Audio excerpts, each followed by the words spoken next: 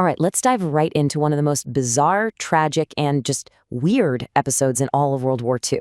It's a story that has it all: a massive invasion, a ferocious battle, and a discovery so shocking it turns the whole thing into a kind of tragic joke. This is the story of Operation Cottage. So picture this: Kiska Island. It's this freezing, god-forsaken rock in Alaska's Aleutian chain, and it's completely wrapped in this thick, soupy fog. It's August 1943, and the Allies are poised to launch a massive assault to take back this slice of American soil from the Japanese. You can just imagine. The tension is through the roof. And let me tell you, this was no small-time operation. We're talking a massive invasion force. Just shy of 40,000 American and Canadian troops are about to hit the beaches, with an entire armada of over 100 warships backing them up. They are geared up for an absolute bloodbath. And the second they push inland, all hell breaks loose. The fog is so thick, you can barely see your hand in front of your face. Gunfire just erupts from nowhere, echoing in the mist. Explosions are going off, and men are starting to go down. The battle for Kiska is on. But then, as the troops cautiously start clearing trenches and pushing into enemy bunkers, they find nothing. Absolutely nothing. No enemy soldiers, no bodies. The whole place is deserted. It's like the entire Japanese garrison they came to destroy had just evaporated. Which, of course, leads to one chilling question. If the island was empty, where was all the gunfire coming from? Who was setting off the explosions? Why were men dying? Well, to figure that out, we actually need to rewind things by a few months. You see, to really understand what happened on Kiska, you have to know about the ghost that was born on the nearby island of Attu. What happened there would haunt the Allies and shape their thinking in a way that led them straight into a disaster of their own making.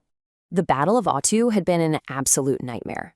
The Americans took almost 4,000 casualties fighting a much smaller but incredibly determined Japanese force. So when it came time to plan the Kiska invasion, the strategy was basically just overkill. The thinking was never again. Just bring an overwhelming force and crush the enemy. This whole ordeal created a powerful cognitive bias that's now known as Attu syndrome. The trauma from that first battle was so intense, it completely warped their thinking. They got fixated on the absolute worst-case scenario. The idea that the Japanese might do anything besides fight to the last man, like, say, just leave, it wasn't even on the table for them. It was literally unthinkable. And right there, that was the Allies' biggest mistake. Because while they were assembling this gigantic invasion fleet, expecting this epic bloody showdown, the Japanese were planning something else entirely. Something brilliant. It was called Operation Key, and it was pretty close to genius. They used that signature Aleutian fog not as an obstacle, but as a weapon. A Japanese fleet snuck right past Allied patrols totally undetected. And get this, in just 55 minutes, less than an hour, they got all 5,200 of their troops off the island and just vanished. Back into the fog, it was a flawless escape. So, weeks later, when the Allied forces finally hit the beaches, they were storming a completely empty fortress. But here's the crazy part. That doesn't mean there weren't casualties. The battle for Kiska was still very real, and it was deadly. In total, the Allies suffered around 313 casualties. Just let that sink in for a moment. Over 300 men were killed or wounded during an operation where they never even made contact with the enemy. They were fighting an army that was already thousands of miles away. So how on earth did this happen? Well, this chart breaks down the tragic reality. Almost half of the casualties were from friendly fire. You have tense, terrified soldiers who can't see a thing in the fog, shooting at shadows that all too often turned out to be their own comrades.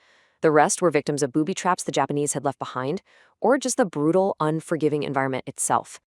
I mean, nothing captures the absolute tragedy of Operation Cottage better than this simple chart right here. You have over 300 casualties on one side and a big, fat zero on the other. It's the very definition of a hollow victory. One historian summed it up perfectly, calling it a devastating battle fought against ghosts, the elements, and ultimately against the Allied forces themselves. So what's the takeaway from all this? Well, the disaster on Kiska actually gives us some really chillin', timeless lessons about the nature of war itself. It really was the perfect storm of failure. First, your intelligence was useless because the fog made it impossible to see anything. Then you had the planners, totally blinded by Attu syndrome, unable to imagine any other outcome. The island itself was an enemy. But the biggest factor? Just raw human fear.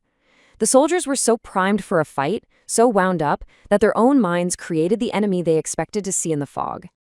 And that leaves us with a pretty sobering final question. Operation Cottage happened a long time ago, but the fog of war has never really left us. Maybe it isn't literal fog anymore. Today, it's misinformation, it's cognitive bias, it's fear. And it really makes you wonder, even with all our incredible technology, our satellites and our drones, how often are we still fighting ghosts of our own making?